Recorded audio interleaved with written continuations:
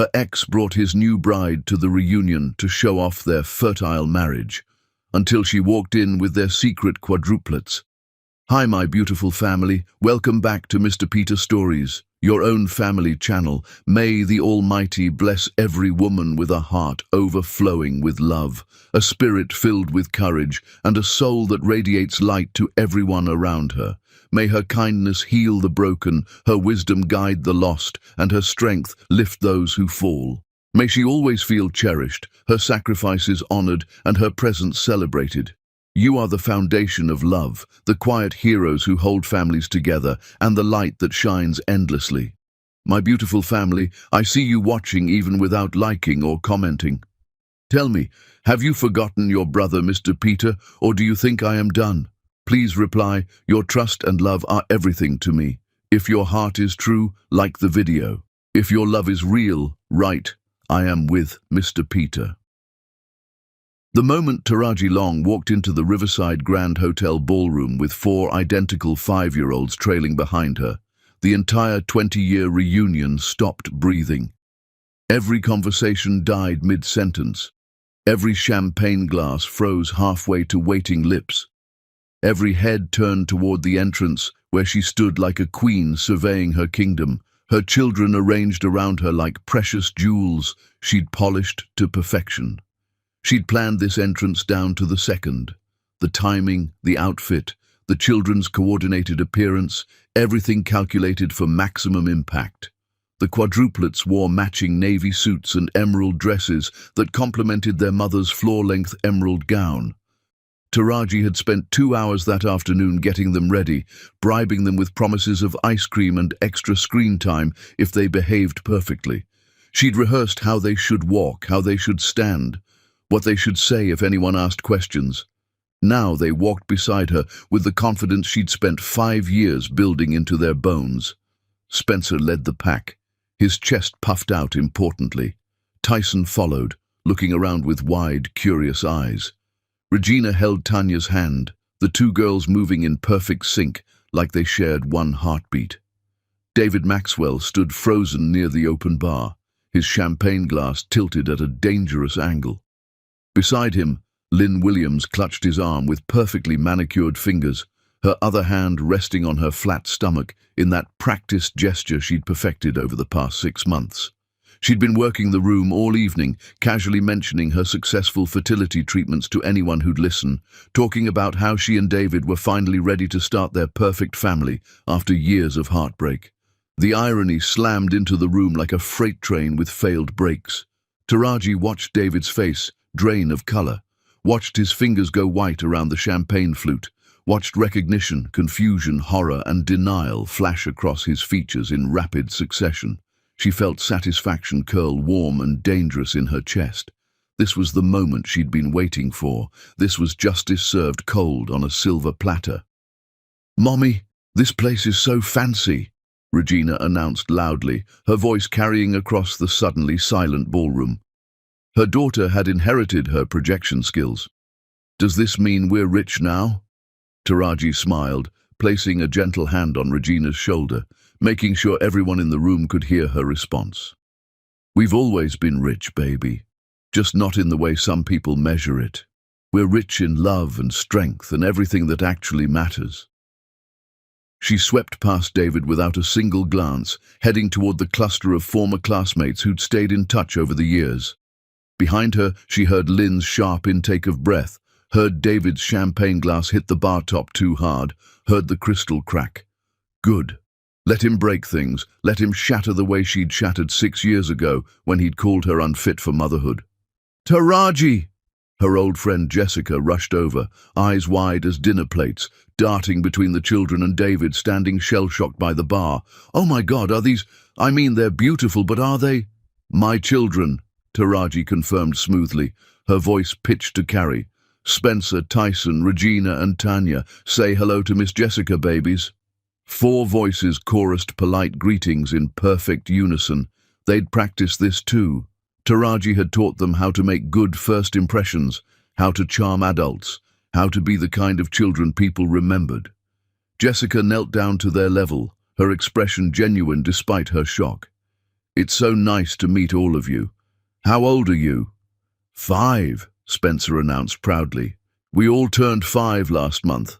We had 4 birthday cakes because we each wanted different flavors, and Mommy said we could have whatever we wanted because birthdays are special. The math was simple enough for everyone in that ballroom to calculate instantly. 5 years old meant conceived 6 years ago. David and Lynn had gotten married 5.5 years ago in that rushed courthouse ceremony that had shocked their entire social circle, which meant these children had been conceived before David married Lynn, while he was still with Taraji, or right after their breakup. The whispers started like wildfire catching dry grass. Taraji heard fragments floating through the air. Are those his kids? He never mentioned children. They look exactly like him. Oh my God, Lynn doesn't know. This is insane.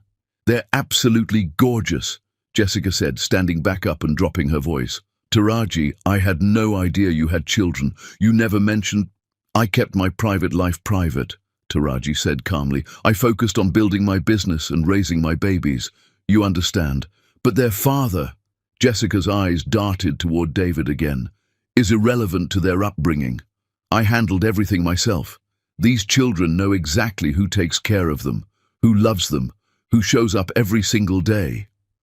The band had stopped playing.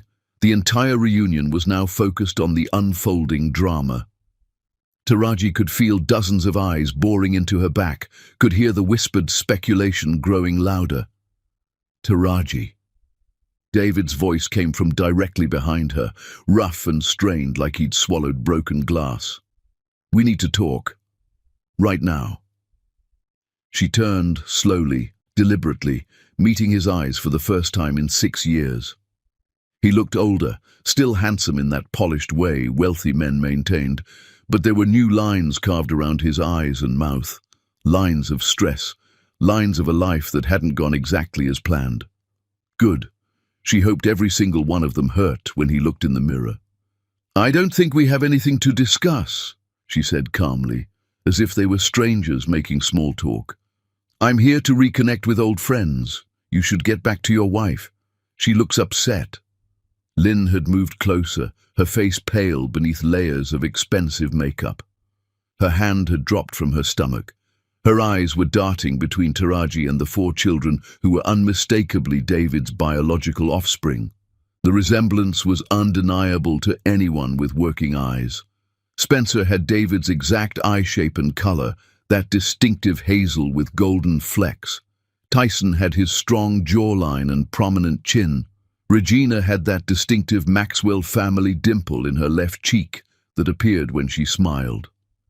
Tanya had David's intense, focused stare, the way she observed everything with quiet calculation. Those are your children? Lynn's voice cracked on the last word, climbing toward hysteria. You have 4 children?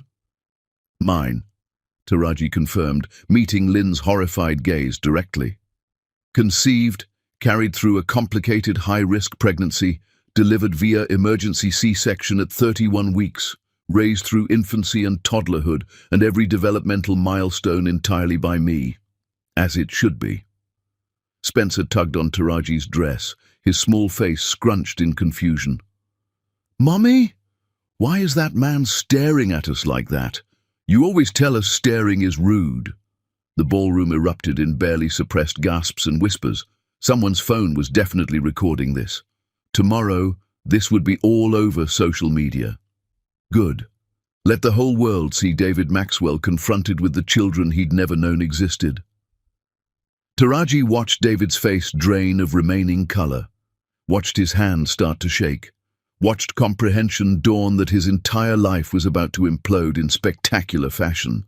David's old college roommate appeared at his elbow, squinting at the quadruplets with growing recognition.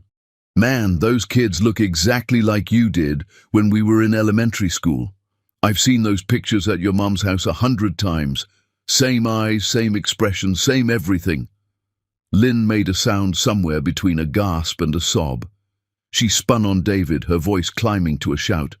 What the hell is this? What the actual hell is this, David? You told me you wanted a family. You told me I was broken. You said we'd have children together and you already have 4 of them.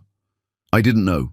David said, but his voice lacked conviction. His eyes were still locked on Spencer, on Tyson, on Regina, on Tanya, on 4 pieces of himself walking around in the world without his knowledge or permission.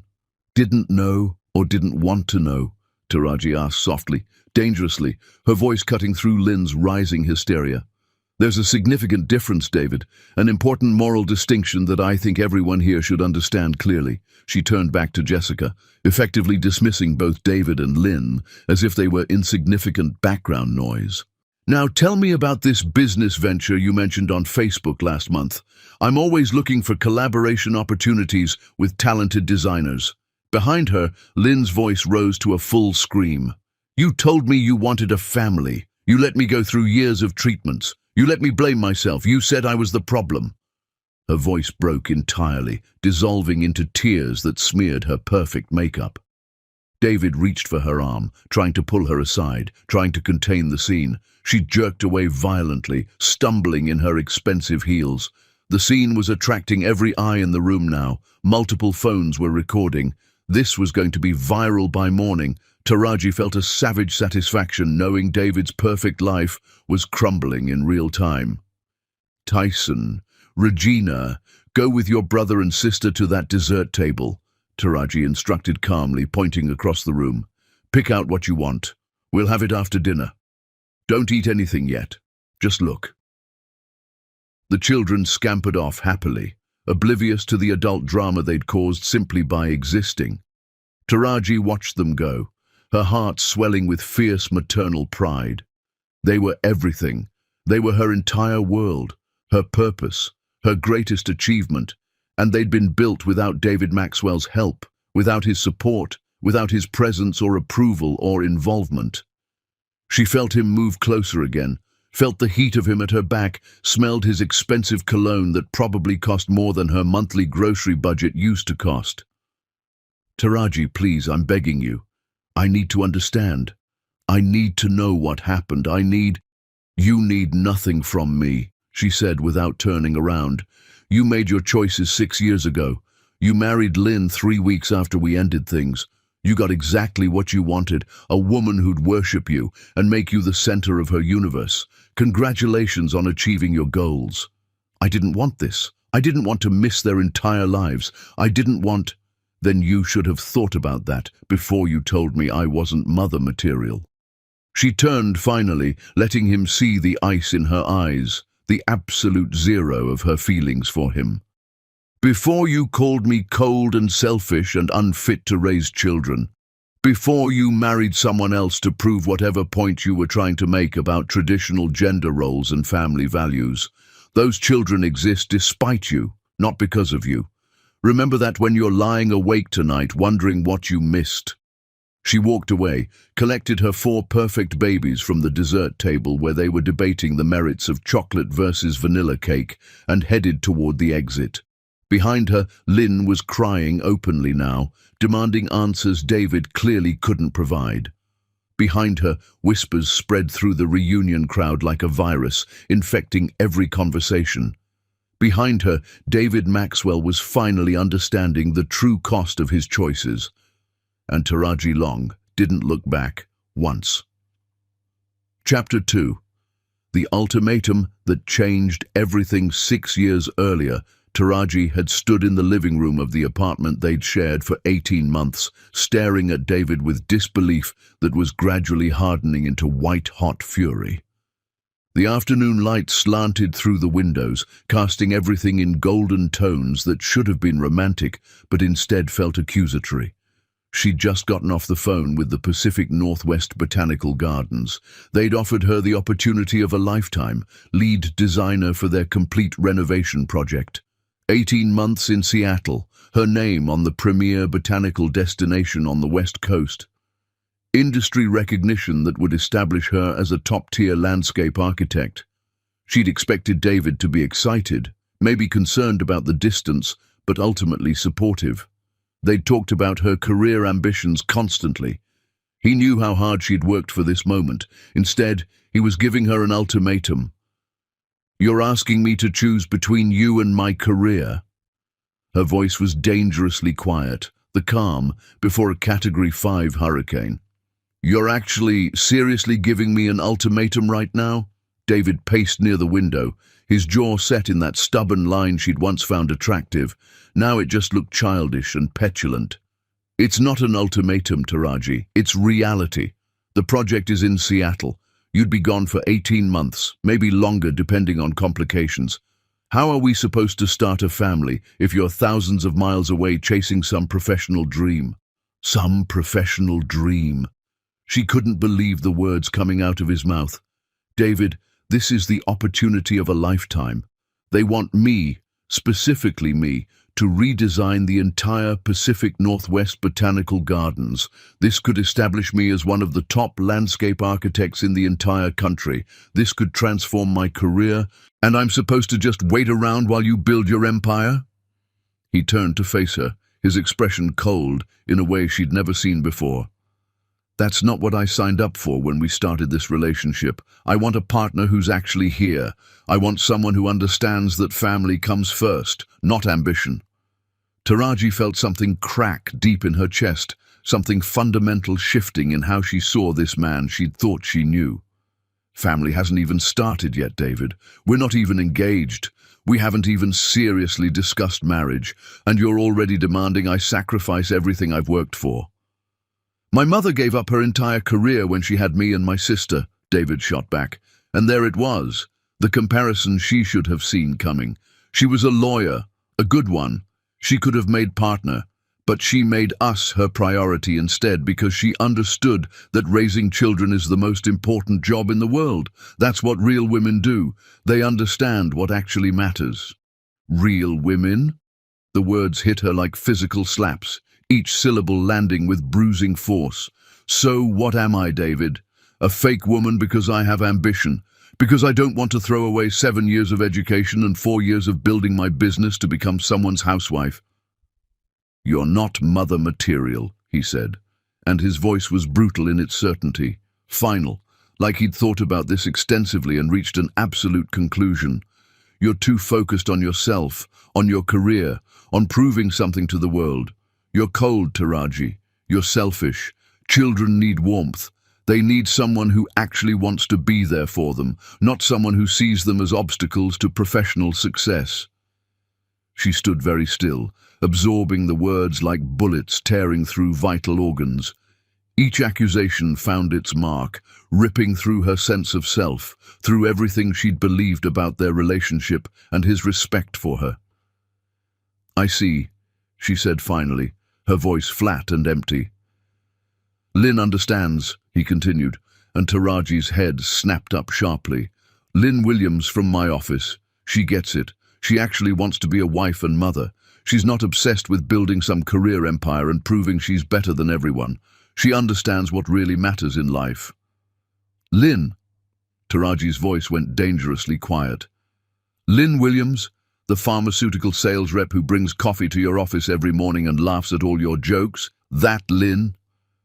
David had the grace to look uncomfortable for approximately 3 seconds before his jaw set stubbornly again.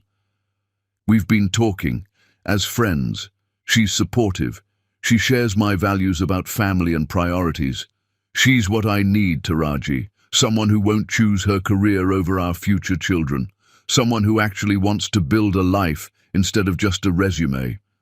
The apartment suddenly felt too small, the walls closing in. Taraji walked to their bedroom on legs that felt disconnected from her body, pulled out the suitcase from under the bed, and started packing with shaking hands. She grabbed clothes randomly, not caring what matched or what she'd need.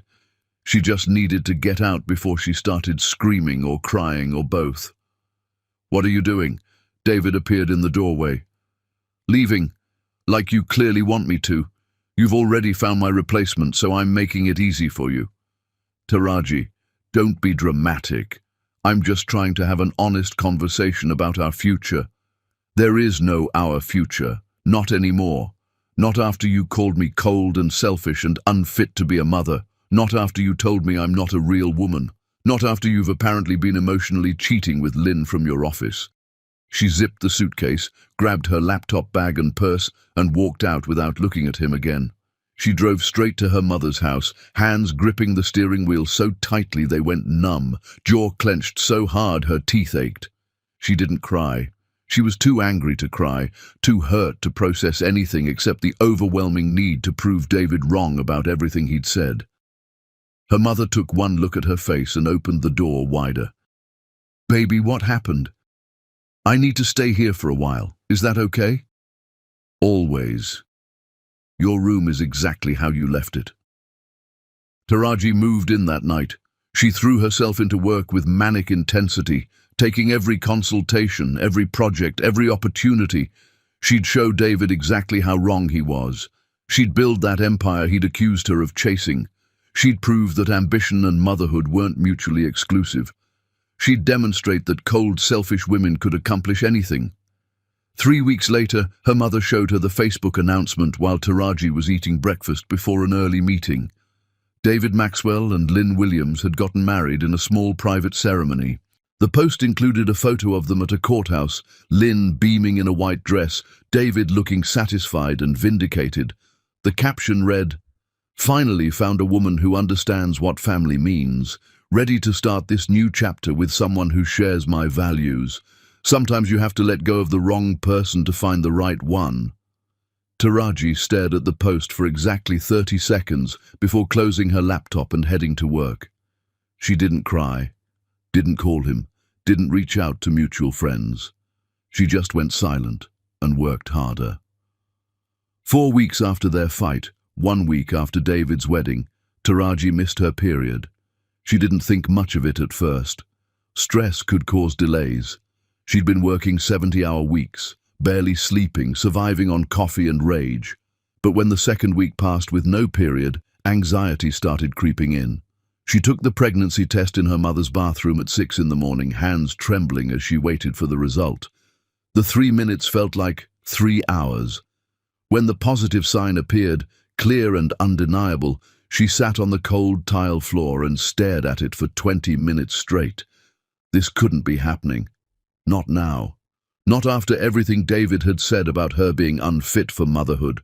Not after he'd married someone else, specifically because she'd be a better mother than Taraji. "Baby," her mother knocked softly on the bathroom door. "You've been in there a long time. You okay?"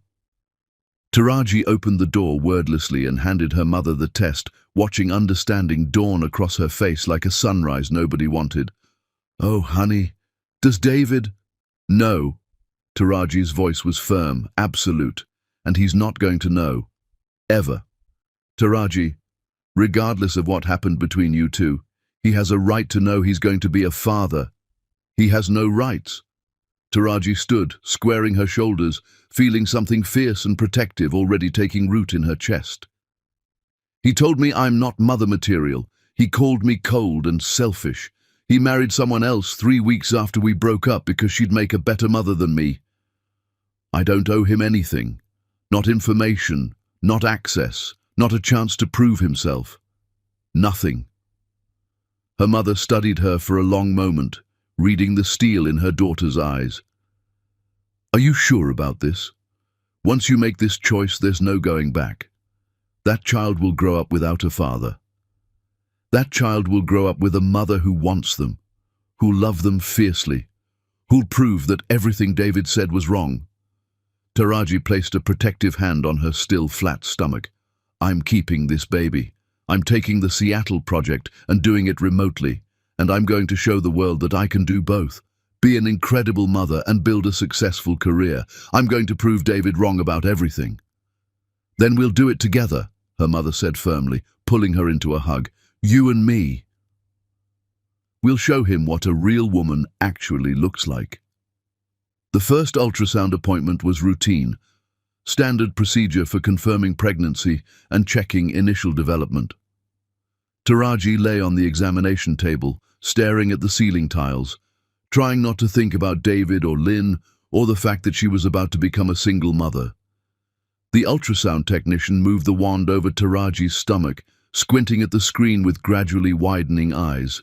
She paused, moved the wand again, measured something, then paused again. "Ms. Long, I need to get the doctor, right now."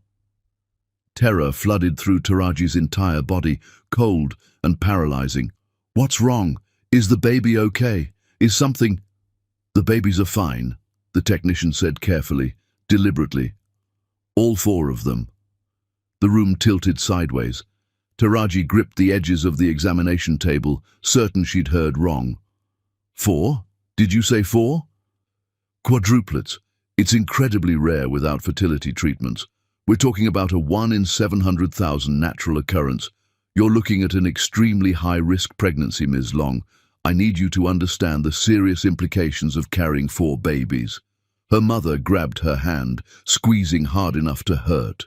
Taraji stared at the ultrasound screen where the technician was pointing out 4 tiny flickering heartbeats, 4 separate gestational sacs, 4 separate human beings growing inside her, 4 babies, 4 children, 4 lives depending entirely on her. "What does high risk mean specifically?" Taraji asked, her voice surprisingly steady. The doctor arrived and explained everything in clinical detail.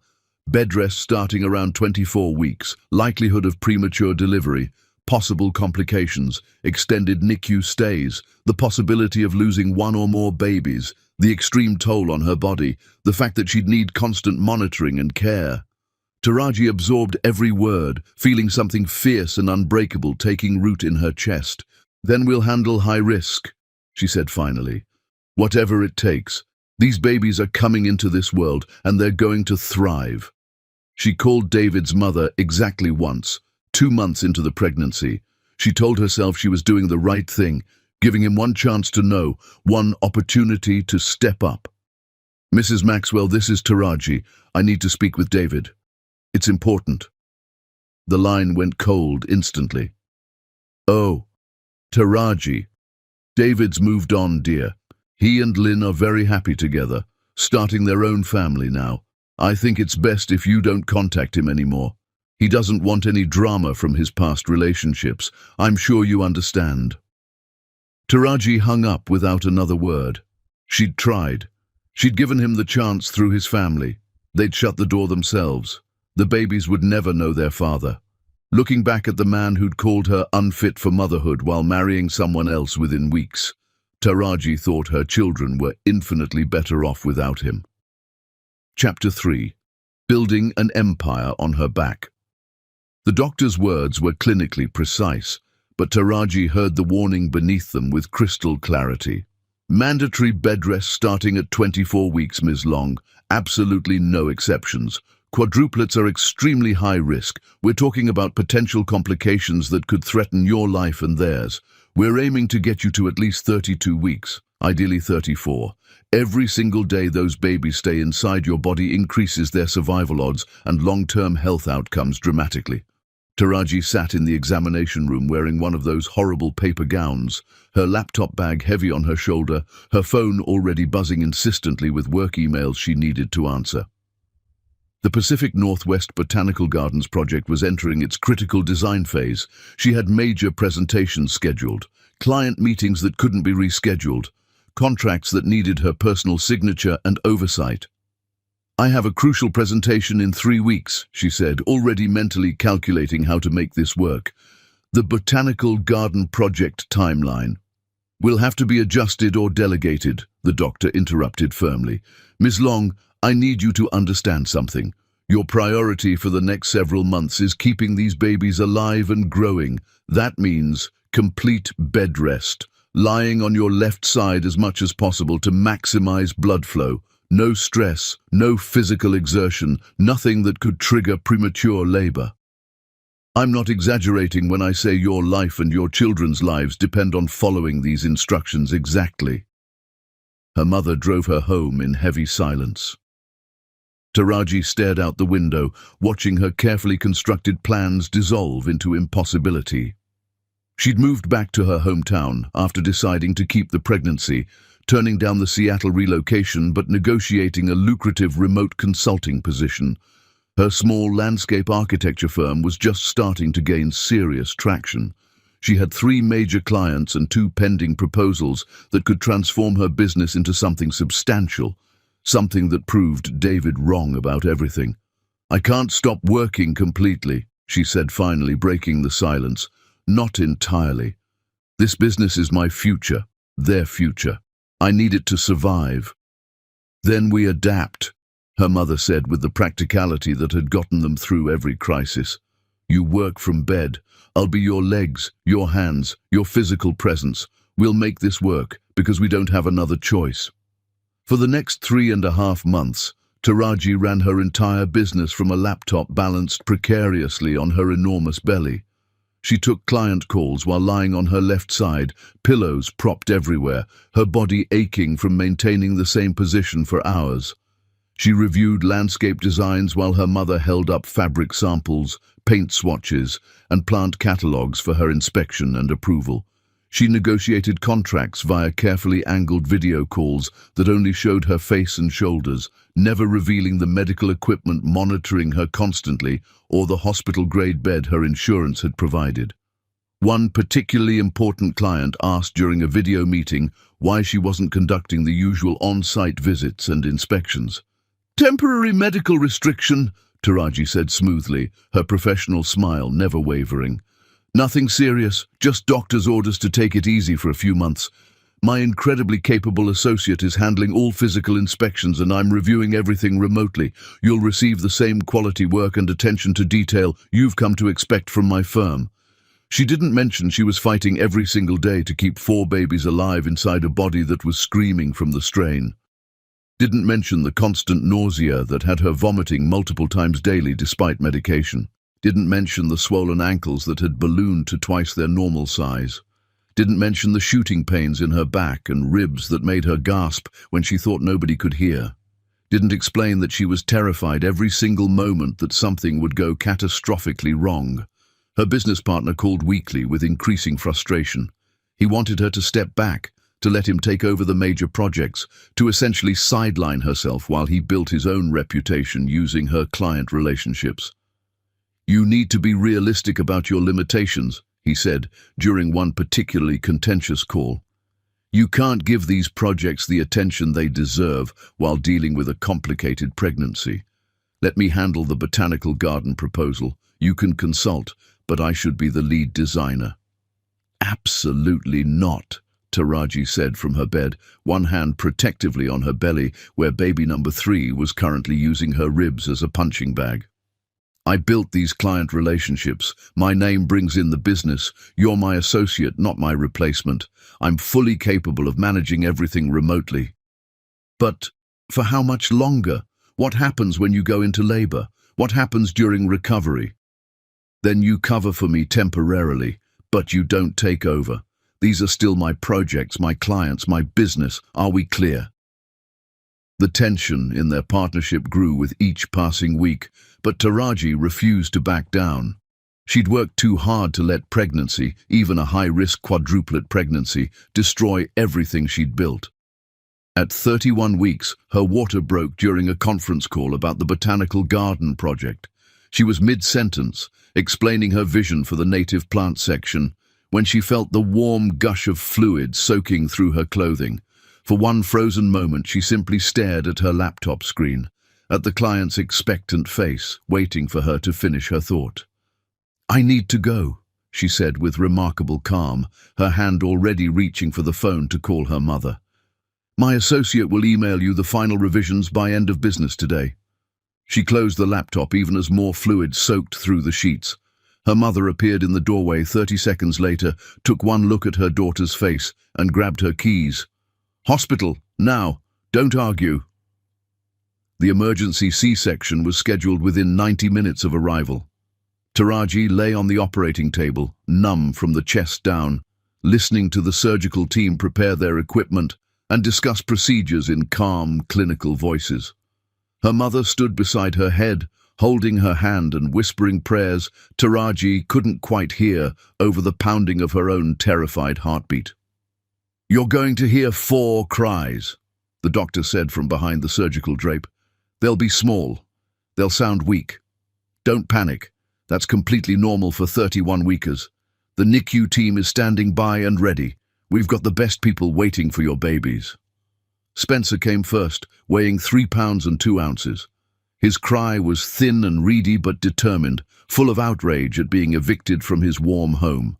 Taraji started crying immediately at that sound, proof that at least one baby was alive and breathing. Tyson followed 20 seconds later at 3 pounds even, his cry louder and angrier, already protesting everything about this situation. Regina emerged at 2 pounds 14 ounces, her cry barely audible, just a whisper of sound that made Taraji's heart clench with fear. Tanya came last at 2 pounds 13 ounces, completely silent and terrifyingly still. Is she breathing? Taraji tried to sit up despite the numbness and restraints, panic overwhelming everything. Why isn't she crying? Why isn't she? She's breathing, a NICU nurse called out. Just very quiet. Some babies are like that. They're all breathing, Ms. Long. They're all alive.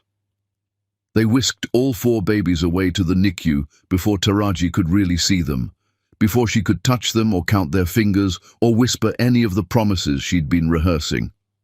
She lay on the operating table while they stitched her body back together, tears streaming into her hair, her arms achingly empty, her body traumatized and her heart shattered with overwhelming fear and love. The NICU became her entire world. 4 isolettes lined up in a row, 4 tiny humans smaller than dolls, each one hooked to what seemed like dozens of wires and tubes and monitors. She couldn't hold them yet. They were too fragile, too small, fighting too hard just to breathe and maintain body temperature. She could only press her hand against the plastic and whisper promises through tears. Mommy's here. I'm right here, babies. You're going to be strong. You're going to survive this. You're going to grow up and be amazing. I promise you're going to be okay. Her milk came in with aggressive force. She pumped every 2 hours around the clock, filling bottles that nurses would carefully feed to her babies through impossibly tiny tubes. Her breasts became engorged and painful. Her body ached everywhere. She hadn't slept more than 90 minutes continuously in over a week, but she kept pumping because it was the only thing she could do to help them, the only way she could contribute to their survival. Her business partner called 5 days after delivery. I heard you had the babies. Congratulations. When do you think you'll be back to work? Taraji sat in the NICU pumping room, watching her breast milk flow into bottles, her body aching, her babies fighting for life in the next room.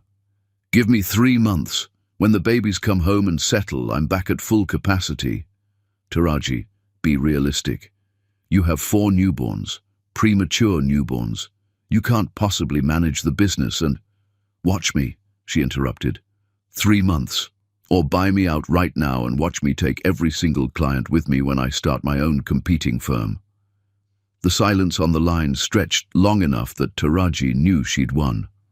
3 months, he agreed reluctantly. Spencer came home first after 5 weeks in the NICU, still tiny but gaining weight steadily.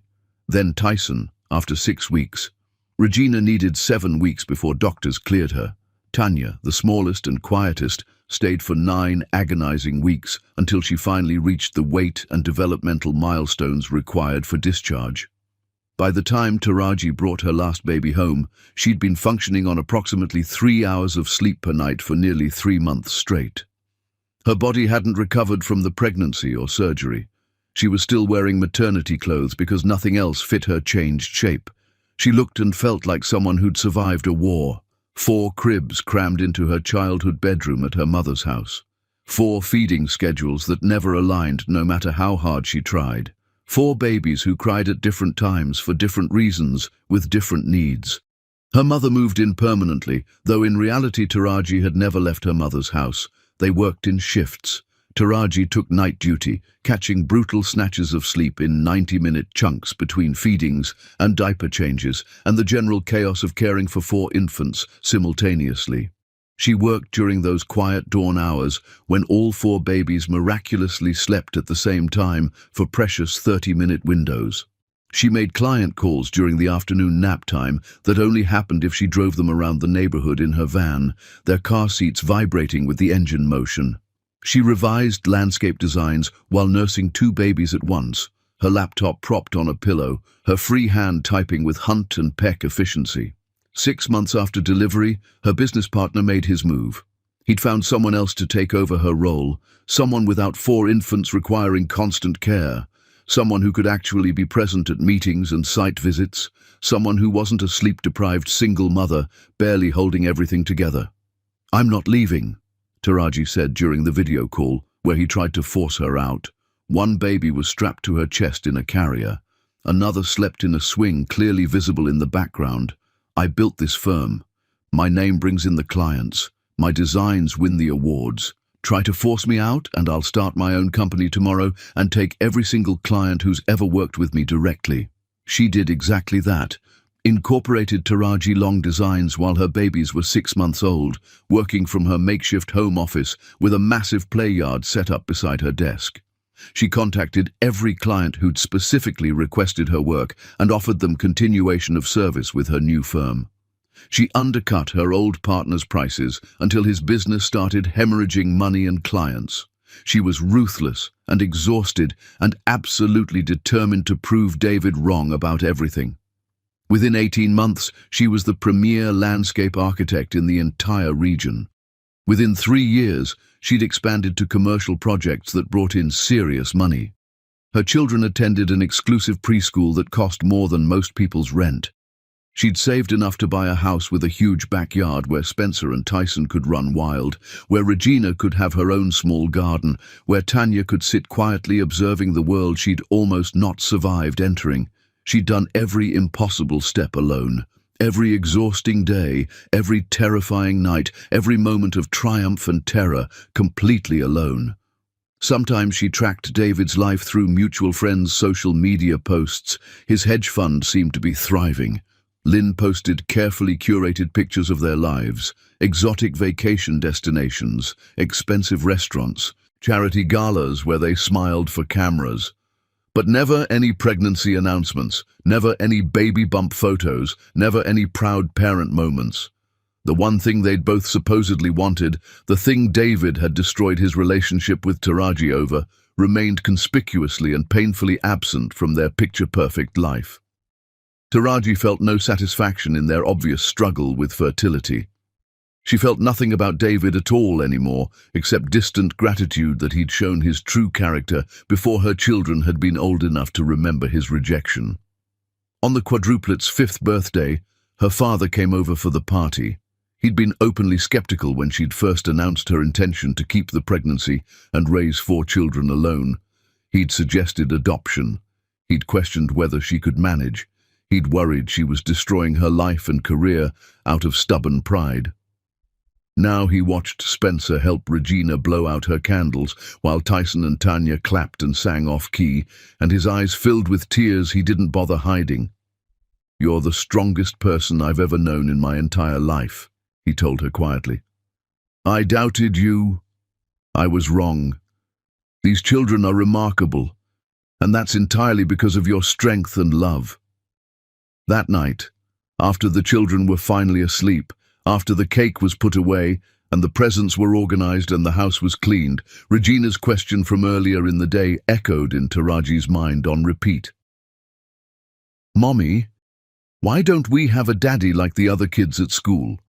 She'd answered simply, carefully. "Because we're enough all by ourselves, baby. Our family is perfect exactly as it is." And they were. They absolutely were enough. Chapter 4. The Aftermath. War begins. David arrived at Taraji Long Designs at 8 o'clock on a Tuesday morning, looking like he hadn't slept or shaved or changed clothes since the reunion 3 days ago. The converted warehouse that housed Taraji's architectural studio sat in the revitalized downtown district, all exposed brick and massive windows and carefully curated industrial chic aesthetic. Her company logo hung on the exterior, elegant, modern, successful, everything she'd built without his help or approval. Taraji's assistant Rebecca intercepted him at the minimalist reception desk, her professionally polite expression faltering slightly at his disheveled appearance. "Mr. Maxwell, Ms. Long doesn't have any appointments scheduled this morning. Tell her I'm not leaving until she sees me." His voice was rough, desperate, edged with the kind of unhinged desperation that made Rebecca's hand drift subtly toward the phone where building security was on speed dial. Rebecca glanced nervously toward Taraji's office, then back at David, who looked like he might actually cause a scene in her lobby. "Let me check if she's available." Taraji's voice came through the intercom system, crystal clear. "Send him in, Rebecca. Then call building security and tell them to stand by, and start recording this conversation on my phone." David pushed past the assistant into Taraji's private office, taking in the space that screamed success at volumes he couldn't ignore. Exposed brick walls with original architectural drawings framed like art.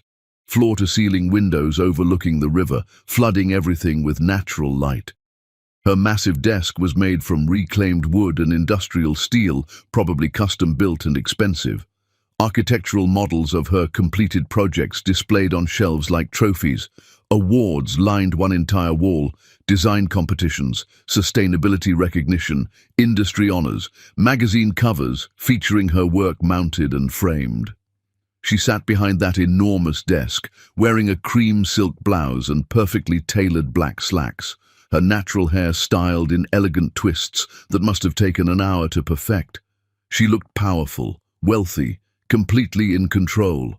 Everything he'd once tried to convince her she couldn't be without his guidance and support. "You have 10 minutes, she said calmly, not looking up from her laptop screen. "I suggest you use them wisely." "How could you keep my children from me?"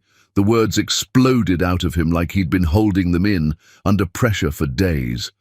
"4 kids, Taraji. 4 children for 5 entire years, and you never told me. You deliberately hid them from me, denied me the chance to be their father, robbed me of 5 years of their lives. Your children." Now she did look up, her expression absolutely arctic.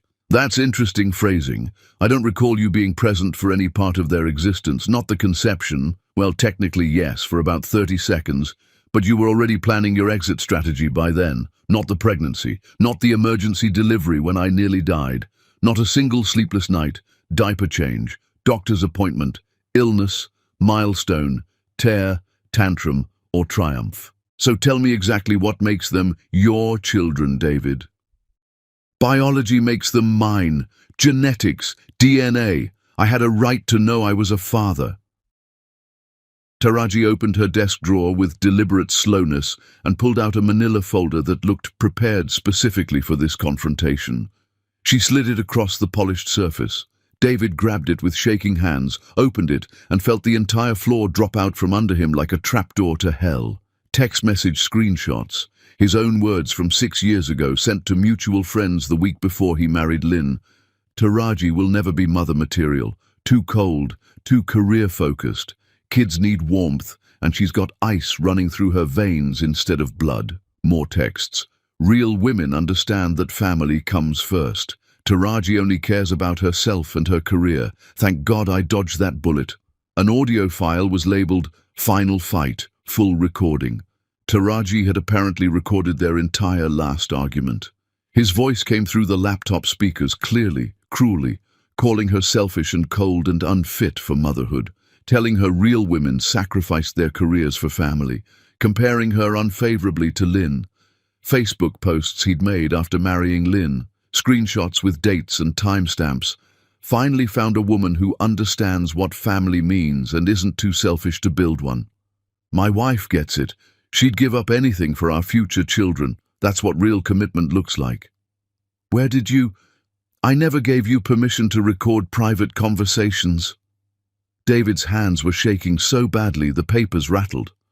"Funny how you're suddenly concerned about consent and privacy when you spent weeks trashing my character to mutual friends," Taraji said with devastating calm. "Those recordings and screenshots, they're also with my lawyer, along with statutory declarations from 3 mutual friends who remember you explicitly stating I would be a terrible mother. Phone records are included showing I called your mother exactly once when I was 8 weeks pregnant. She told me you'd moved on and didn't want drama from your past. That was my one attempt at doing the so-called right thing. Your family shut the door. You never even knew I'd tried to contact you." David sank into the leather chair across from her desk, staring at documented evidence of his own cruelty. "I didn't know my mother told you that. I swear I didn't know you'd called." "Would it have mattered?" Taraji interrupted. You married Lynn 3 weeks after calling me unfit for motherhood. You built an entire life that explicitly excluded me. You told everyone who'd listen that I was too cold and selfish to ever be a good mother. You posted publicly about finding a real woman who understood family values. You don't get to rewrite that history now just because the consequences are inconvenient. His phone started buzzing insistently. Lynn calling for what must have been the 50th time since the reunion. He'd stopped answering after the 15th call, when she'd screamed at him for 2 hours straight about lies and betrayal and wasted years of painful fertility treatments. Lynn left me, he said dully, staring at his vibrating phone. Moved out Sunday morning. Her lawyer served me with divorce papers yesterday. She's taking everything. The house, half my assets, probably my reputation too, based on what she's already told our friends. Good for Lynn, Taraji said without a trace of sympathy. She deserves better than a man who let her go through years of fertility treatments, while he had 4 healthy children he never bothered to acknowledge. Now get out of my office. I want to meet my children properly. I want custody arrangements. I want regular visitation. I want to be their father. You want? Taraji laughed, and the sound was sharp enough to draw blood. Let me tell you what you actually get. Nothing. You abandoned me pregnant. You never paid a single cent of child support. You called me unfit for motherhood while I was literally carrying your children. You have no legal standing, 0 rights. So unless you want me to take that folder to every single media outlet in this city and let them tell the story of David Maxwell's secret family he abandoned, you'll leave quietly and accept that you forfeited any claim when you chose Lynn over taking responsibility. I'll fight you in court. I'll get lawyers. I'll demand paternity tests and custody arrangements and— Do it, Taraji said, standing up and placing both hands flat on her desk. Please do. Take me to court. Let's air every single detail publicly. Let's talk about how you told your pregnant ex-girlfriend through your mother that you'd moved on and didn't want drama. Let's discuss how you posted publicly about finding a real woman 2 weeks after your children were conceived. Let's examine your complete absence from their lives for 5 full years. I have nothing to hide.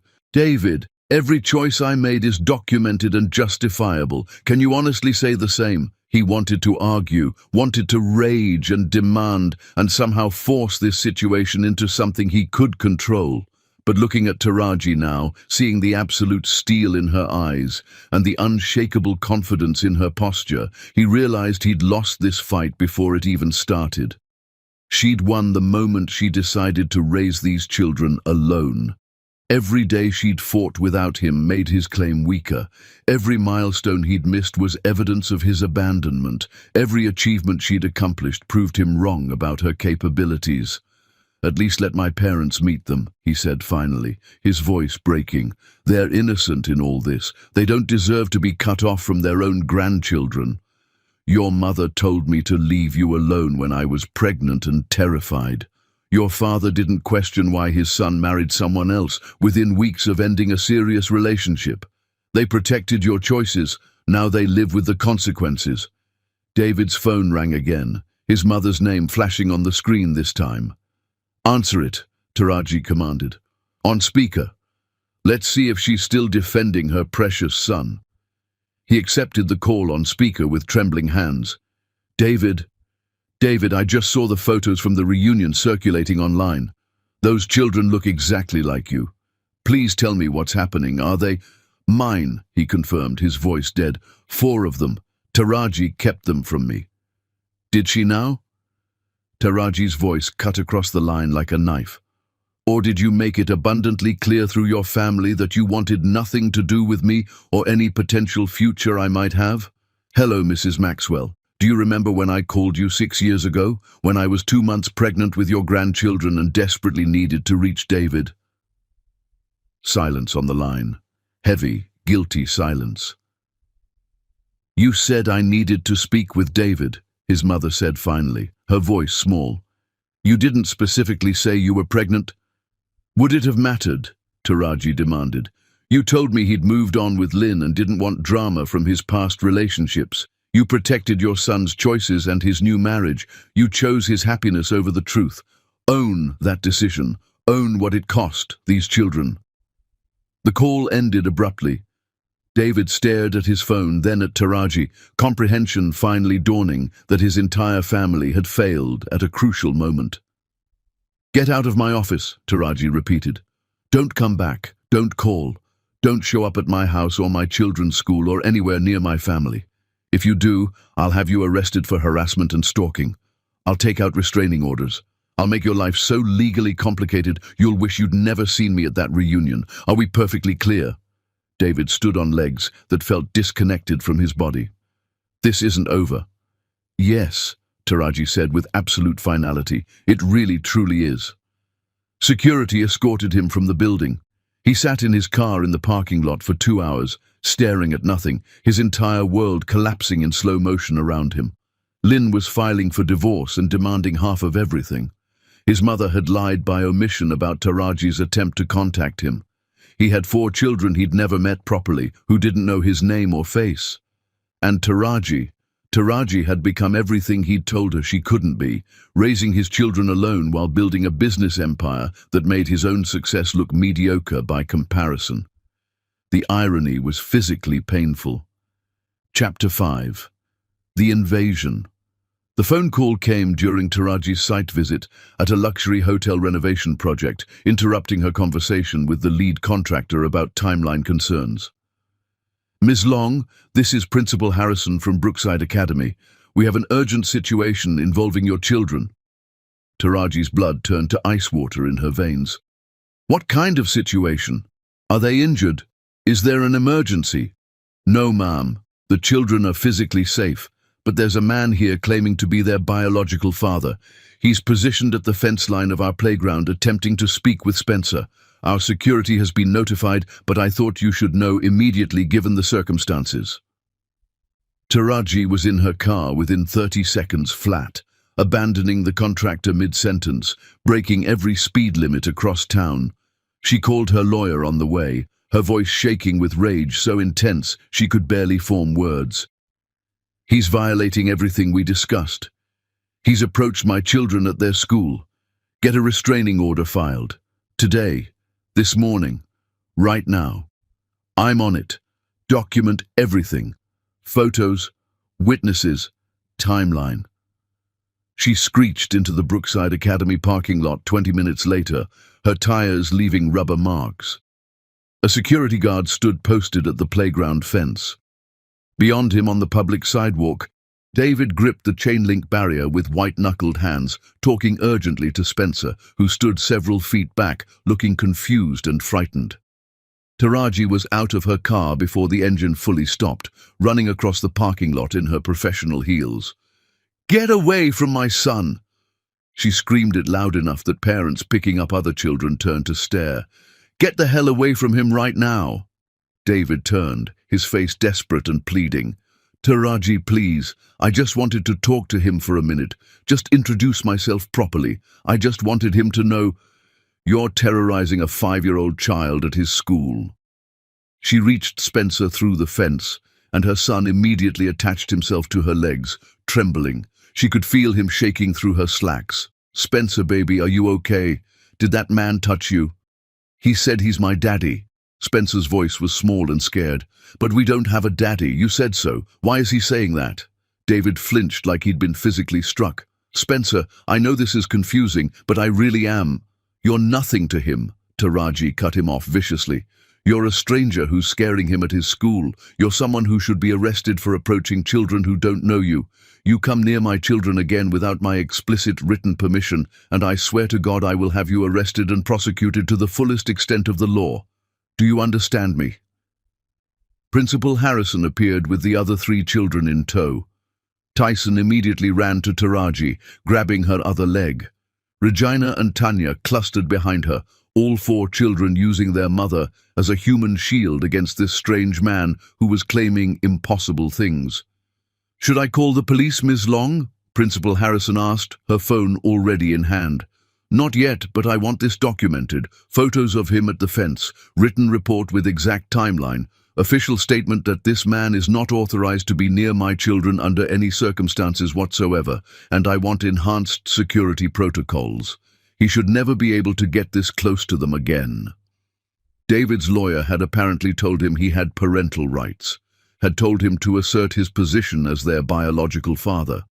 But looking at four terrified children clinging to their mother, at other parents staring at him with disgust and suspicion, at the security guard's hand drifting toward his radio, David finally understood how this actually looked, like he was a predator, like he was dangerous, like he was someone who threatened children instead of protecting them. "I wasn't trying to scare them," he said weakly. "I just wanted to meet them properly, to talk to Spencer for a few minutes. What you want stopped mattering the second you called me unfit for motherhood and married someone else while I was pregnant." Taraji's voice could have frozen fire. "Leave, right now, before I change my mind about calling the police, before I add this incident to the restraining order my lawyer is filing as we speak." He left because what else could he possibly do? He got in his car and drove away while four pairs of eyes, his children's eyes, watched him go with fear and confusion. Taraji drove her children home in heavy silence. Once inside their house, she sat them all on the living room couch and took a deep breath, trying to calm her racing heart and shaking hands before addressing what had just happened. "Kids, we need to have a serious talk about what just happened, about that man. I need you all to listen carefully and ask any questions you have." "Is he really our daddy?" Tyson asked, his voice uncertain. Taraji chose her words with extreme care. "Biologically? Yes, he helped make you. But being a father is about so much more than biology. It's about showing up every single day, changing diapers when you're babies, and waking up at night when you're sick and teaching you to tie your shoes and reading bedtime stories and being there when you're scared or sad or happy. That man has never done any of those things, not once in your entire lives." "Why not?" Regina's voice was very small. "Because he made a choice a long time ago, before you were even born, that he didn't want to be part of our family. Adults sometimes make selfish decisions that hurt people, especially children who don't deserve to be hurt. This was his decision, not yours. You didn't do anything wrong. This is entirely about his choices. But now he wants to be our dad?" Spencer's 5-year-old logic was trying desperately to make sense of something that made no sense. Why now? Sometimes people regret their choices when they see the consequences, but regret doesn't erase what they did. It doesn't automatically mean they've earned a place in your life or that they deserve forgiveness. "We don't need him," Spencer announced, with the fierce certainty that only children possess. "You're our superhero, Mommy. You do everything for us. You're both Mommy and Daddy." Taraji pulled them all close, fighting back tears. "I try so hard, babies. I try to be enough for all of you." "You are enough," Tyson said firmly. "We have the best mommy ever."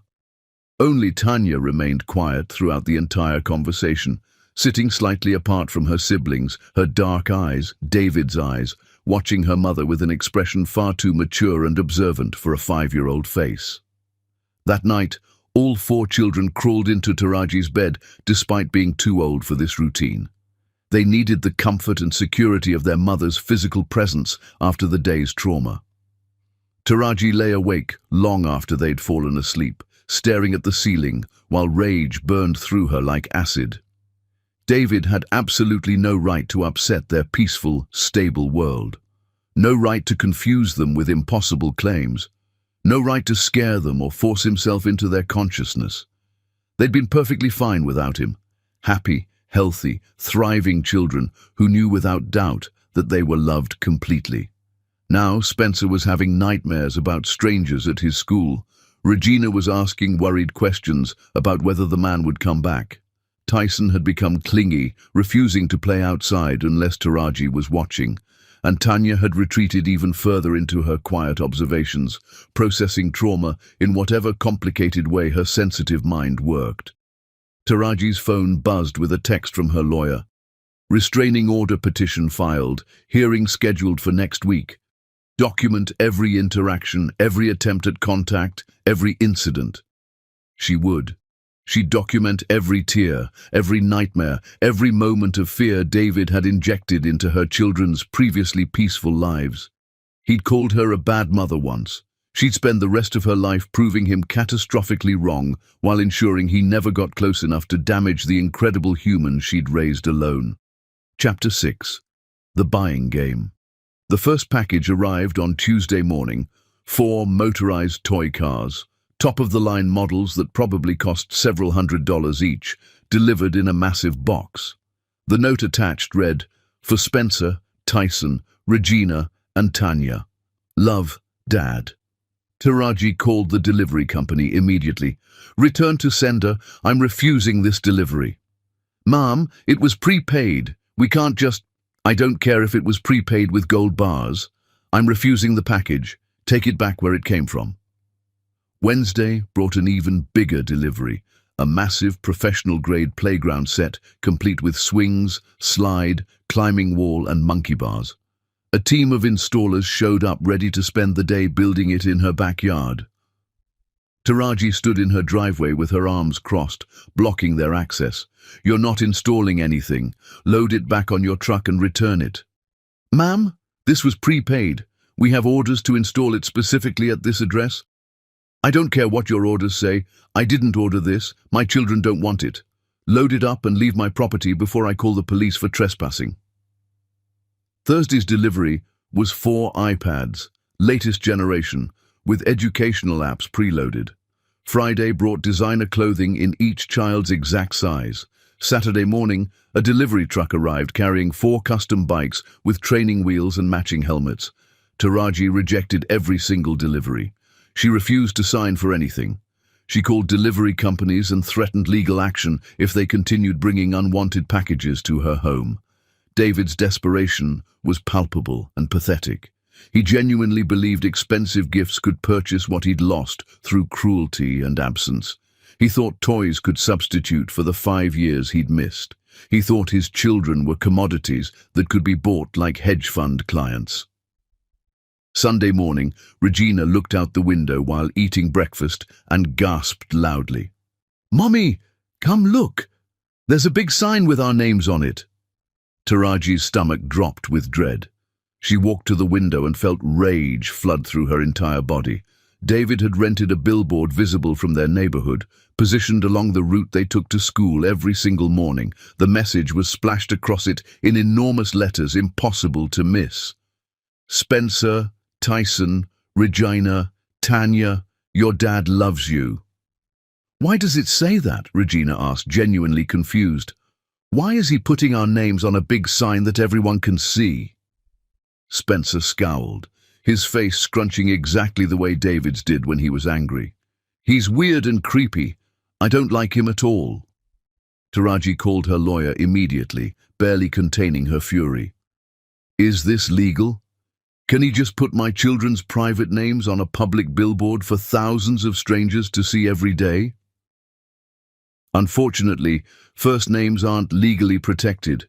It's definitely harassment and terrible judgment, but probably not actionable. Add it to the documentation." She photographed the billboard from every possible angle. Her children saw their names displayed publicly every single day on the way to and from school. They asked questions she didn't want to answer. Their private identities had become public property. David's lawyer called, requesting formal mediation. "My client simply wants to establish a relationship with his biological children. He's willing to negotiate custody arrangements, visitation schedules, financial support payments." "Tell your client he had 5 years to establish relationships," Taraji interrupted coldly. "Tell him he forfeited every right through his own documented choices. Tell him I'll see him in court." The mediation happened anyway, court-ordered, despite Taraji's objections.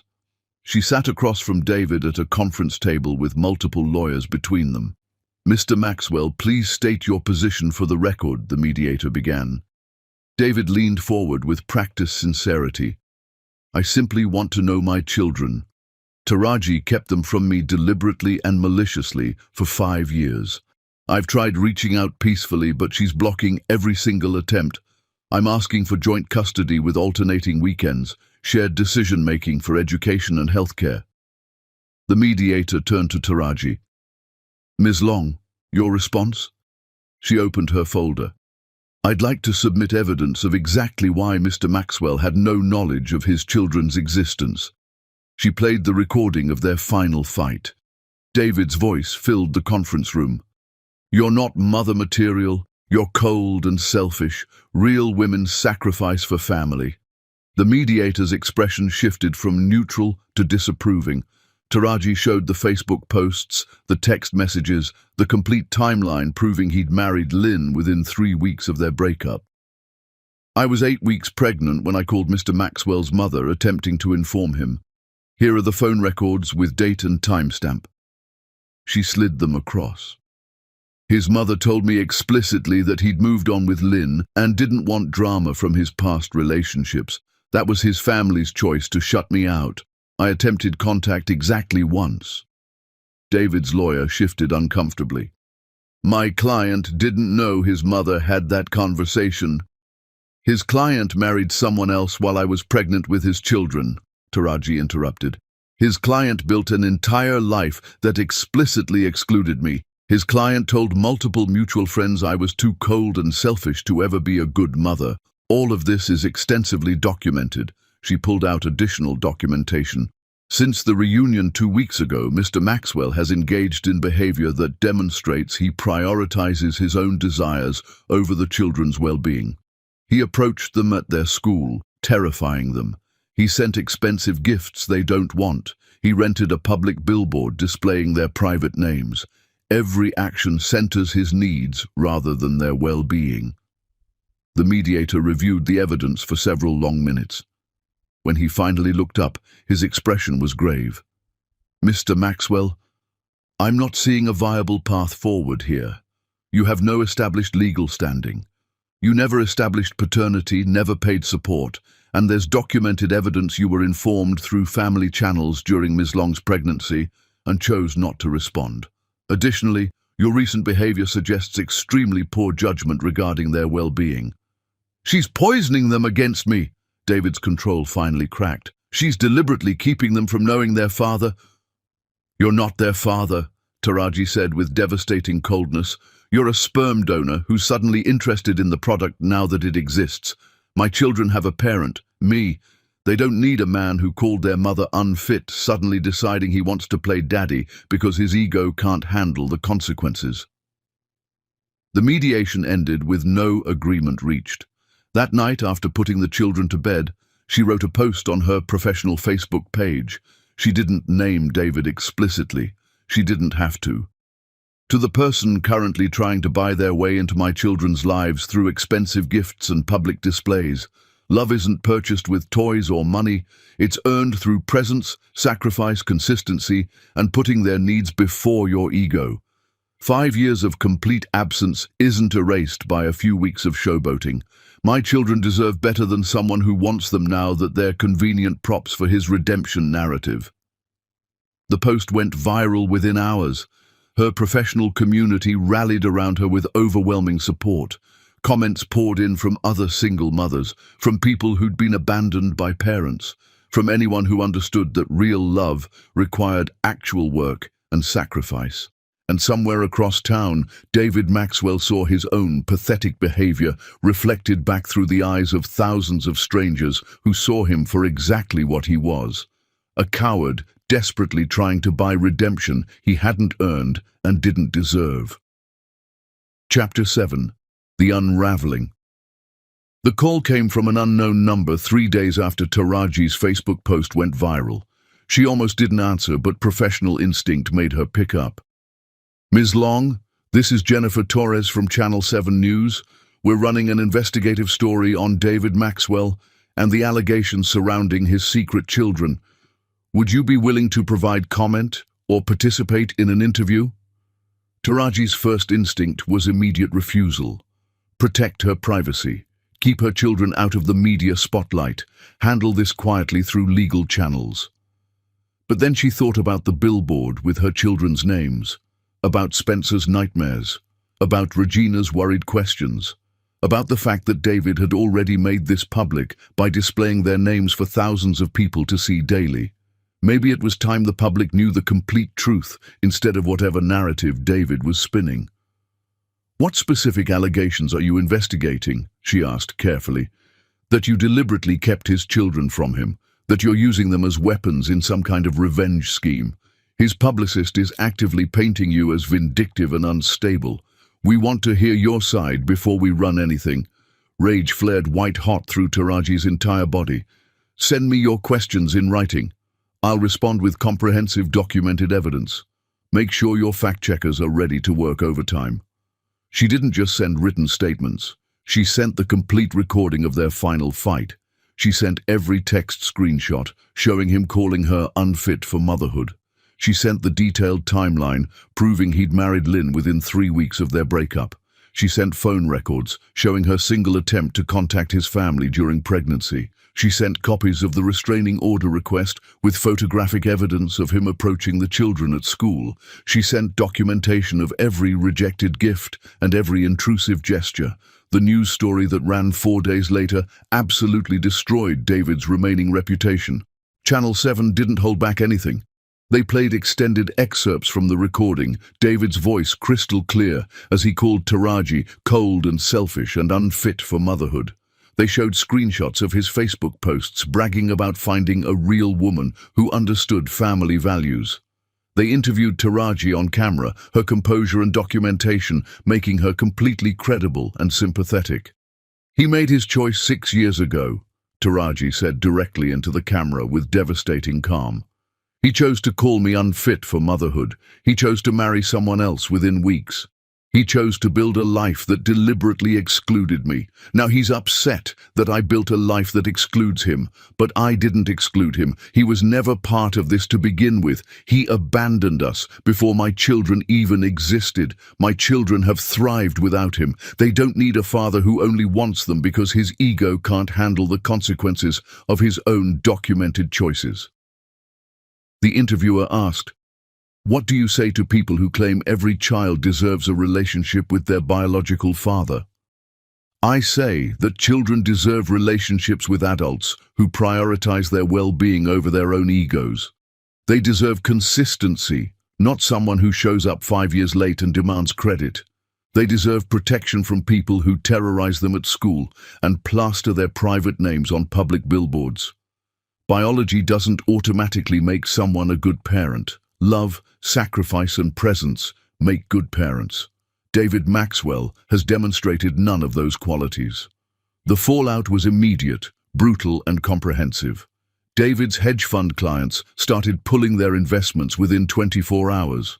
Nobody wanted the deadbeat dad with secret kids managing their financial futures. Didn't matter that he'd never been legally established as the father or that paternity had never been confirmed through courts. Public opinion had already convicted him, and public opinion controlled where wealthy people invested their money. His business partner called an emergency meeting. "David, you're toxic right now. Every client who knows your name is asking questions. The firm's reputation is suffering by association. We need to create significant distance between you and our brand immediately." "They're my clients," David protested desperately. "I built those relationships personally over years." "You also built a reputation as someone who abandons his pregnant girlfriend and pretends his kids don't exist for 5 years. That's not someone people trust with their retirement funds and investment portfolios. I'm sorry, but you need to go." He was forced out of his own firm within a week, forced to sell his partnership shares at a significant loss, forced to watch his name get stripped from the company letterhead like he'd never existed, like he'd never built anything worth remembering. Lynn's divorce became a media sensation. She gave tearful interviews about their years of painful fertility struggles, about how David had made her feel broken and inadequate while he had 4 healthy children he'd never bothered to mention. "He let me go through years of treatments," she told a reporter, mascara streaming down her face. "Let me blame myself for our inability to conceive. Let me think I was the problem, that my body was defective. Meanwhile, he had 4 beautiful, healthy children he'd never even tried to meet. What kind of person does that to someone they claim to love?" the interviewer asked. "Did he ever explain why he never mentioned them?" "He said he didn't know they existed. But the timeline doesn't make sense. His ex-girlfriend has phone records showing she tried to contact his family when she was pregnant. He chose not to respond. He chose to marry me instead. He chose to let me suffer while he played happy newlyweds. That's not ignorance, that's deliberate cruelty. David's parents finally requested a formal meeting with the children after weeks of Taraji ignoring their calls. She agreed to one supervised visit at her mother's house, completely neutral territory with multiple witnesses. His mother walked through the door and stopped completely frozen, staring at the quadruplets playing in the living room. Spencer was building an elaborate castle with blocks. Tyson was reading a picture book aloud to Regina, who listened with rapt attention. Tanya sat quietly coloring, her tongue poking out in concentration with the exact same expression David had made as a child. "Oh my God," his mother whispered, her hand covering her mouth. "They're absolutely beautiful. They're perfect." "They are," Taraji agreed coldly. "And they've been beautiful and perfect every single day for 5 years, while you and your son pretended they didn't exist." "I didn't know," his mother said, her voice breaking with emotion. "When you called all those years ago, you didn't explicitly tell me you were pregnant. I honestly thought you were just trying to get David back after the breakup." "I was 2 months pregnant and terrified," Taraji interrupted. "I reached out specifically because I needed help and thought his family should know. You told me he'd moved on and didn't want drama. You protected David's new marriage and his choices. Now you have to live with what that protection cost." David's father approached Spencer cautiously, kneeling down to the child's level. "Hello there, young man. That's quite an impressive castle you're building. What are you making?" Spencer looked up with David's exact hazel eyes. "A castle with a really big moat so bad guys can't ever get inside and hurt people." "That's very smart thinking." He blinked back tears rapidly. "You look just like your daddy did when he was your age." "I don't have a daddy," Spencer said matter-of-factly, returning to his blocks. "Just mommy and grandma and grandpa." He clearly meant Taraji's parents. The visit lasted exactly 1 hour.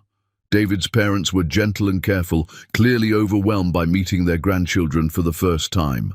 When they left, his mother hugged Taraji tightly. "These children are absolutely remarkable.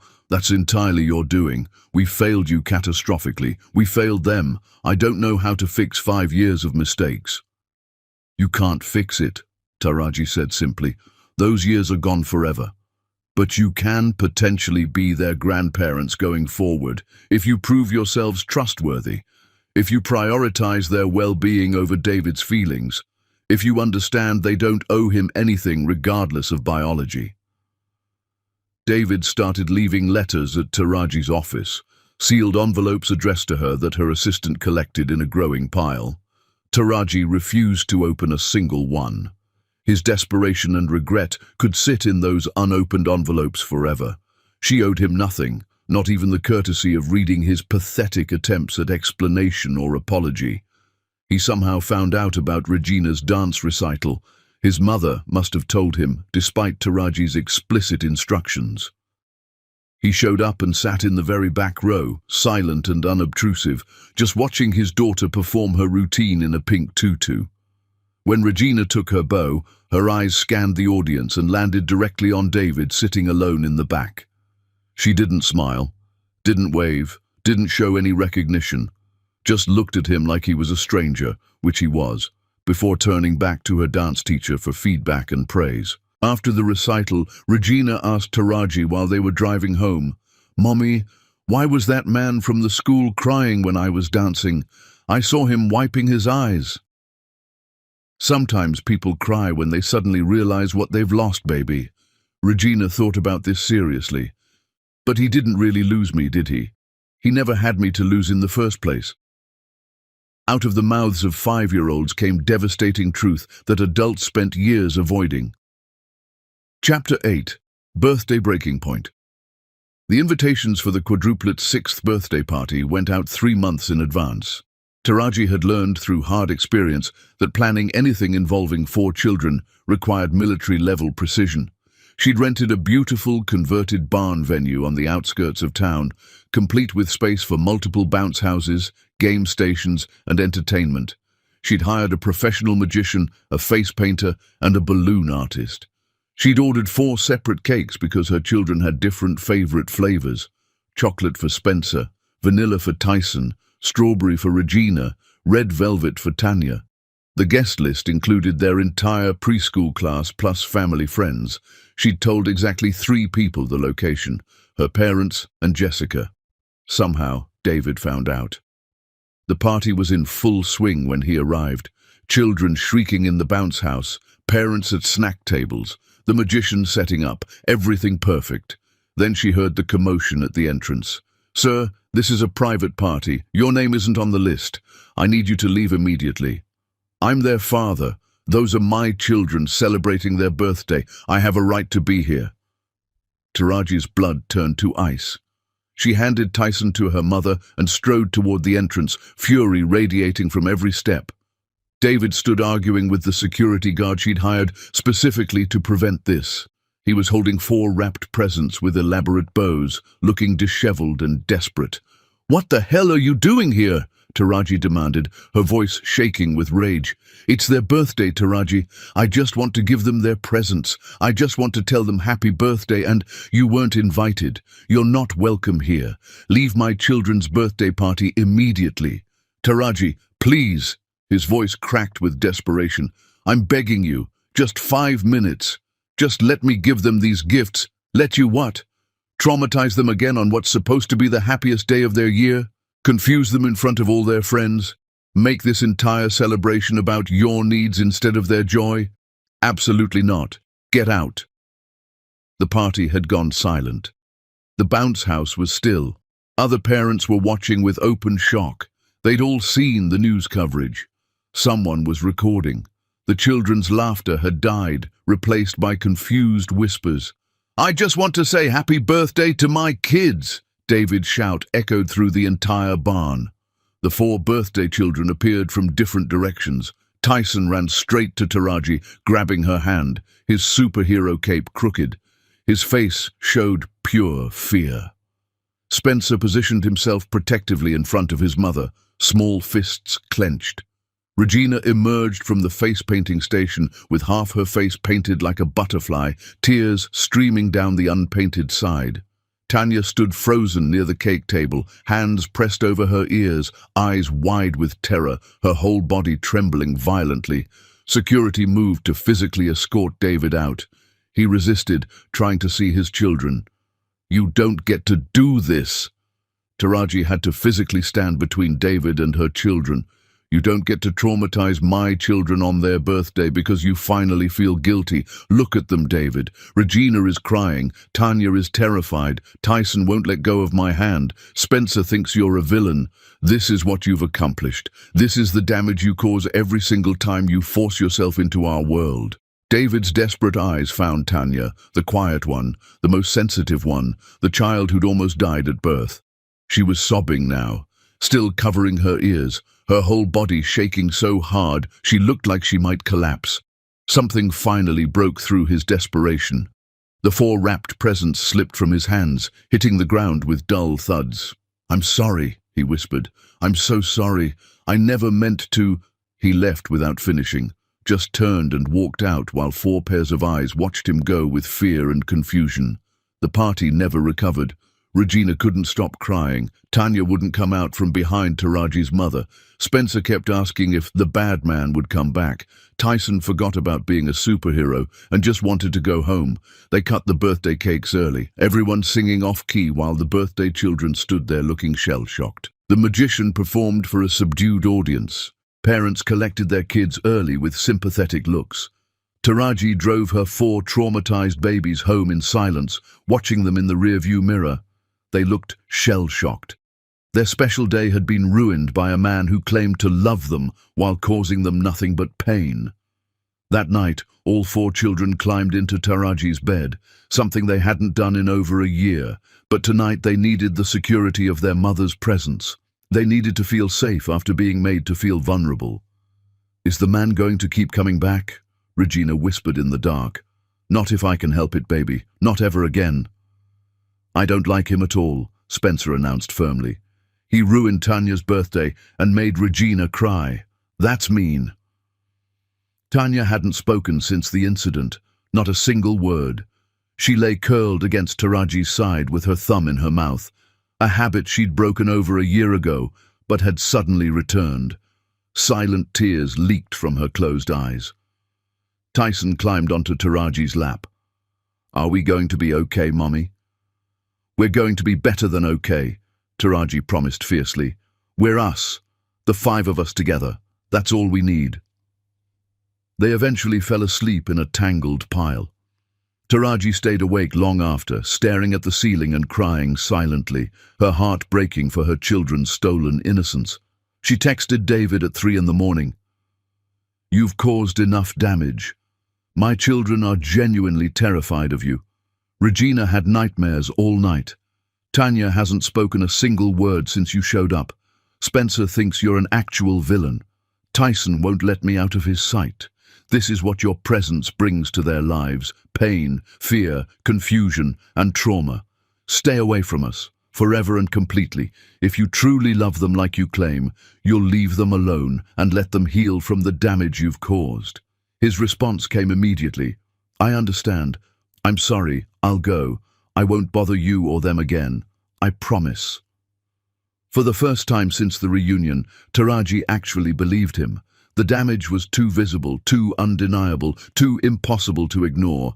Even David could finally see what his selfish need for redemption was doing to innocent children who'd done nothing to deserve this. She just desperately hoped it wasn't too late to repair what he'd so carelessly broken. Chapter 9. The Silent Work. 6 weeks passed in blessed silence. David didn't call, didn't text, didn't send gifts, didn't show up anywhere unexpected. The billboard with the children's names finally came down. The stream of delivery trucks stopped completely.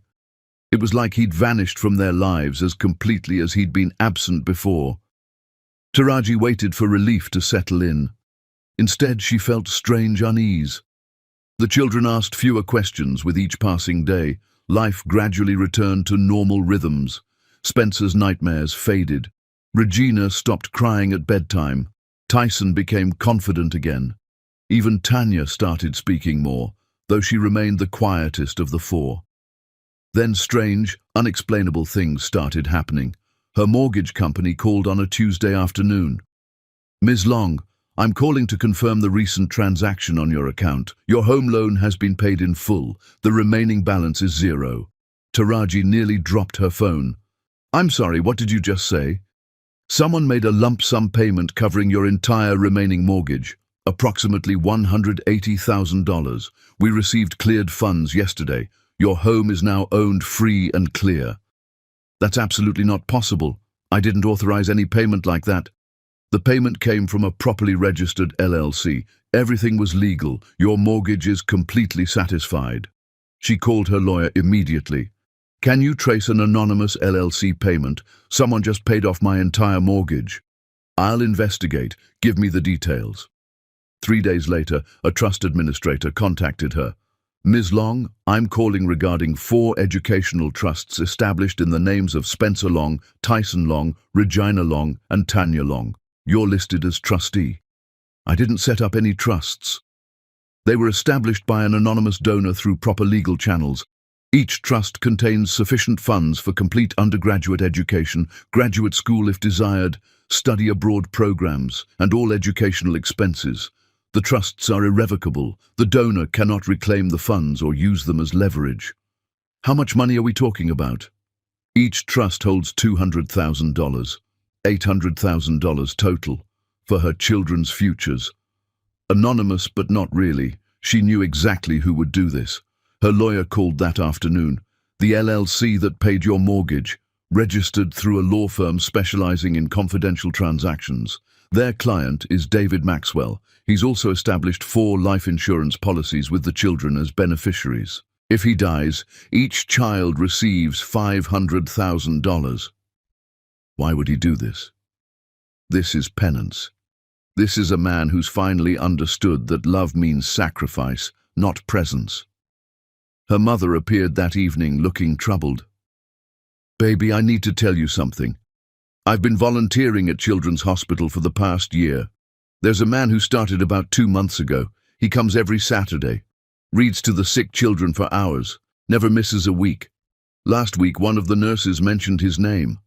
She paused. It's David. Taraji felt something twist in her chest. What? He doesn't know I volunteer there, but I asked around. He's been coming since the birthday party. The nurses say he's gentle with dying kids, patient with recovering children, rocks crying babies in the NICU. They say he cries sometimes. He's not doing it for recognition. He specifically requested no publicity. Why are you telling me this? Because you deserve to know who he's becoming, not the man who hurt you, the man who's trying to learn what it means to care about children's well-being without expecting anything in return. Her lawyer called again. There's more.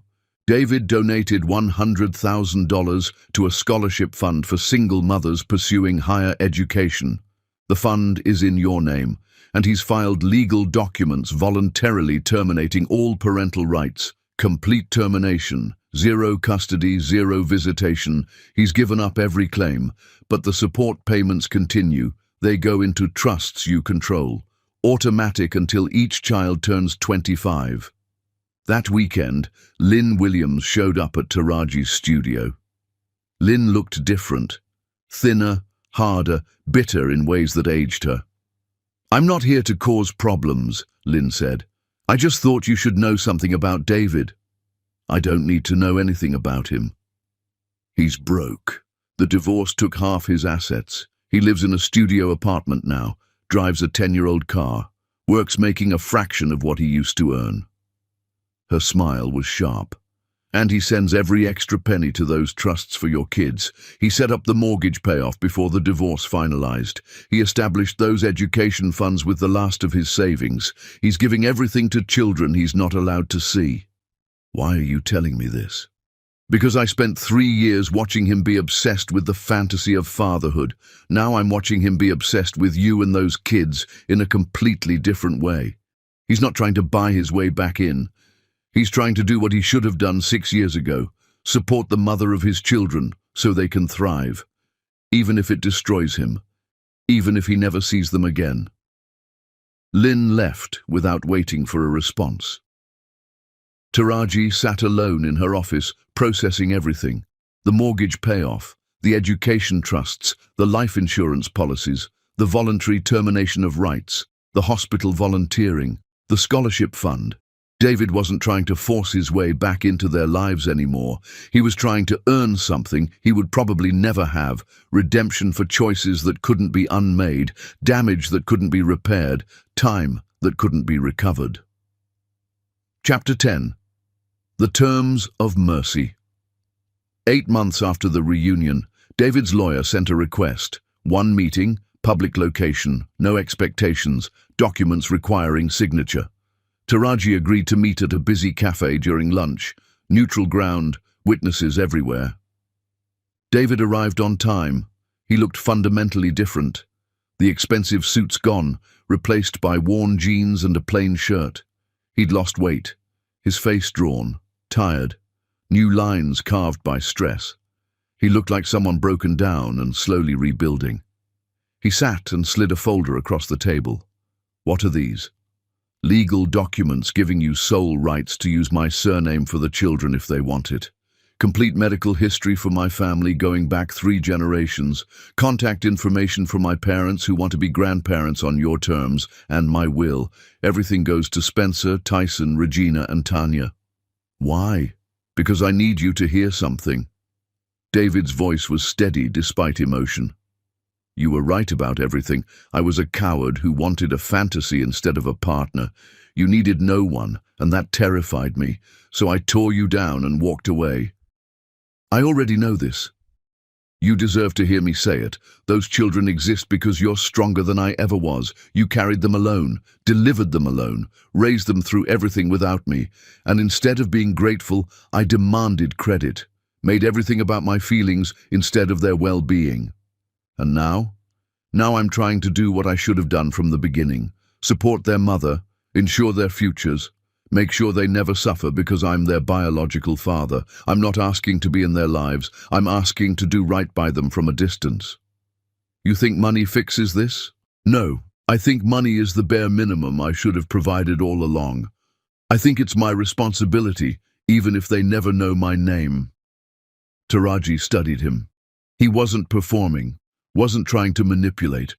He looked genuinely broken, genuinely accepting he'd destroyed something irreparable.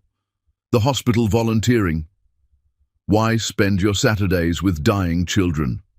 David's eyes filled with tears. "Because I needed to learn what caring about children's well-being means without expecting anything in return. Those kids can't give me anything. Many are dying, but they need someone to read to them, to make them feel less alone. That's what being present for children means, showing up when it's hard and thankless. I should have learned that 6 years ago. The scholarship fund, the mortgage, the trusts, the termination of rights while continuing support. What's the end game? There isn't one. I'm not earning my way back. I'm trying to become someone who deserved to be their father, even though I never will be." "I'm not doing this for you," she said finally. "When they turn 18, if they want to know you, I won't interfere. If they want to meet their biological father, that's their choice as adults. But until then, you prove yourself through actions. A decade of supporting them without seeing them, without demanding anything, maybe that earns you one conversation when they're adults." "Maybe." David's eyes filled with tears that spilled over. "That's more than I deserve." "Yes, it is. But I'm doing this so they can make their own choices someday. They deserve to know their biological father at least spent their childhood supporting them, even when he couldn't be present." "Thank you." "Don't thank me. Thank them if they ever give you the chance. And prove you mean this by staying away until they're ready." Taraji stood, gathering the papers. No hug, no forgiveness, just terms, just boundaries, just a potential future in her children's hands, not his. That evening, she sat her children down. "Remember the man who came to your birthday party?" 4 faces showed wariness. "He's your biological father, that's a fact. But being someone's biological father doesn't make you their dad. A real dad shows up every day. This man didn't. But he's trying now to make sure you have good futures." "Will he come back?" Regina asked nervously. "Not until you're grown up and can decide for yourselves." "I don't want to know him," Spencer announced. "He scared Tanya." Tanya spoke quietly. "He looked sad, really sad." Sometimes people feel sad when they realize what they destroyed. But sadness doesn't fix what they broke. They seemed satisfied, already moving to dinner questions. Taraji watched them scatter and felt something settle. She'd done it, raised 4 incredible humans alone, built a business, secured their futures, protected them. David had learned the hardest lesson. Some mistakes can never be corrected, some damage never repaired, and some people spend their lives paying for choices they can't take back. In 10 years, maybe her children would want to meet him, or maybe they'd decide biology didn't matter as much as presence. Either way, it would be their choice, their power. Taraji had given them that power by refusing to let David's guilt force a relationship they didn't want. She'd protected them, raised them, loved them fiercely. She'd proven David wrong about everything, and watching her 4 perfect children thrive without needing him, that was the sweetest revenge. No reunion, no forgiveness, no second chances, just consequences that would follow David Maxwell forever, while Taraji Long continued building the empire he'd told her she couldn't have. She'd won, completely, and her children would grow up knowing their mother had been enough, more than enough, all by herself.